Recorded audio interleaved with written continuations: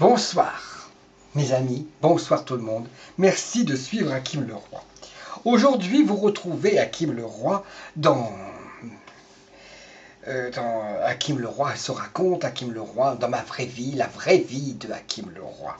Et ça fait très longtemps. Et ce récit, je me raconte, et se raconter, c'est pas vraiment facile.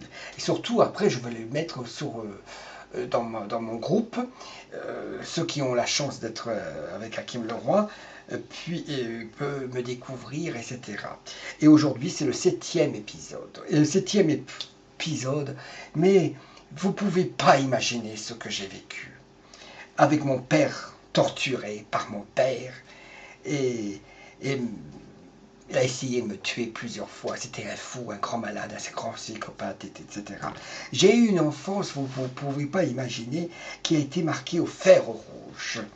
Et des punitions incroyables, et des humiliations infligées par mon géniteur de père, et puis complètement débile, hein, et un vrai tortionnaire pendant des années, et ça a duré 17 ans et demi, parce qu'il a fallu que je me casse, et à l'âge de 17 ans et demi, je suis parti, et j'ai commencé à vivre à Paris, en 1978, je me suis cassé, c'était ma vie ou ma mort. Alors il fallait choisir, hein, et je ne pouvais plus vivre. À l'âge de bébé, tout petit bébé, déjà ça commençait. Hein. Il prenait les dredons et puis il me mettait comme ça pour m'étouffer, pour que je puisse crever, etc. Et j'ai subi des violences physiques et morales de mon père. Et puis, alors, c'était gratuit, les punitions et les coups de poing dans la gueule. Et puis, il me cassait mon nez, il prenait n'importe quoi. Et puis, voilà, vous ne pouvez pas. Et tout ça, j'ai vécu. C'était insupportable de vivre cela pendant 17 ans et demi. Et c'est pour ça qu'aujourd'hui, même si je suis adulte, eh ben, je suis... Comment on appelle ça? Je suis pas dépressif, je fais des crises d'angoisse spectaculaires, et qui me tue et qui me bouffe, et parfois je n'arrive même plus à dormir la nuit, et ça me tue, ça me fait mal dans la poitrine et tout, et voilà. Et c'est pour ça que chaque jour je suis avec vous pour vous retrouver, pour ne pas pour oublier mes douleurs. Je fais le rigolo pour oublier cette vie de fou et de dingue et de malade, etc. Et ça me permet d'être avec vous, et puis de trouver un peu d'amour, un peu de bonheur avec vous, et ce qui me fait plaisir. Et puis aussi, pour ne pas... comme chanter la chanson d'Alida, pour ne pas vivre seul, on prend un chien, etc., etc. Eh ben oui, mais moi je suis avec vous, j'ai un chien, bien sûr. Et puis comme ça me permet de pas... d'oublier ce passé qui a été très douloureux pour moi-même et tout, et voilà. Alors, on est où? Bon, parce que, ben oui, parce que mon père, c'était le diable. Oh, mon Dieu, mon Dieu. Il était Hitler, et Hitler, il était Saddam Hussein, il était Kadhafi, il avait tout pour lui, hein.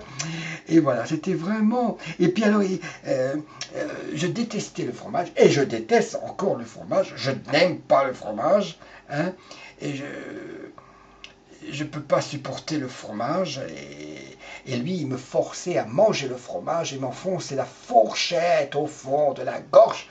Oh ben oui, mais mon Dieu, mais quel monde de fou, mais quel monde de cinglé que j'ai vécu. Et puis il me forçait à manger le fromage comme quelqu'un déteste le fromage, et puis il m'humiliait, il me salissait, il me crachait à la figure, il me faisait des choses que vous ne pouvez pas imaginer, que je ne peux pas raconter. Mais si je raconte, les gens ils vont se tirer les cheveux, ils vont dire Hakim le Roi, il raconte des bêtises, mais c'est vrai. Mais à l'époque, on ne pouvait pas raconter cela. Je ne savais même pas qu'il fallait porter plainte à la police. Voilà, j'étais battu tout le temps. Un jour, il m'a brûlé la main, il m'a brûlé le bras dans la gazinière et tout. J'avais tout, un jour m'a balancé un morceau de bois dans la gueule, des troncs d'arbres, des manches à balai, des martinets et tout, et puis des nerfs de bœuf, et des coups de violence. Et puis j'ai gardé les stigmates, voilà.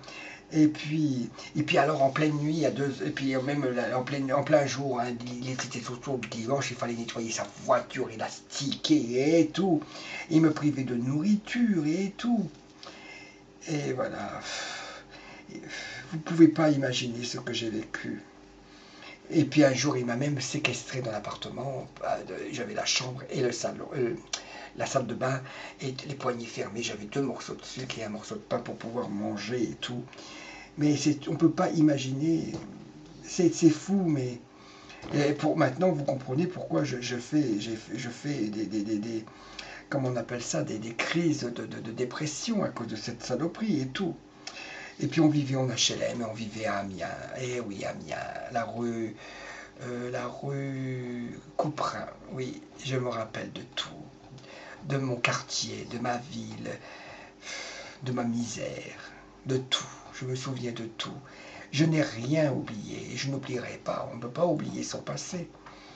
Il faudrait un médicament pour que j'oublie, mais si le juge prend un médicament pour oublier, ça veut dire que je pense que je suis eczémaire, ou j'en sais rien. Mais j'ai pas oublié, on ne peut pas oublier la violence. Même ma petite sœur aussi, qui a souffert le martyre et tout. Eh oui, alors mon père, il mangeait le gigot, les machins, les bonnes choses, et puis nous, on n'avait que rien à bouffer, on n'avait pas le droit de manger, on mangeait que des choses qu'on n'aimait pas, on n'a pas le droit de se plaindre. Oui, mais vraiment, le monde est fou, vraiment. J'arrive pas à imaginer que j'ai vécu cela, ouais. Et puis après, avec les années, j'ai eu une haine féroce contre lui et tout. Je l'ai détesté, et je le déteste encore, oui. Il a donné la mort, il mérite la mort. Il m'a donné la mort. J'ai essayé d'échafauder des 1000 plans pour pouvoir me sauver de l'enfer familial. Et puis, même à l'âge de 5 ans, j'ai réussi à partir, mais malheureusement, on a retrouvé le petit garçon à l'âge de 5 ans, on m'a ramené chez mon père et tout. Et puis j'ai fait des fugues, et des fugues, et des fugues, et des fugues, des fugues, des fugues, pour pouvoir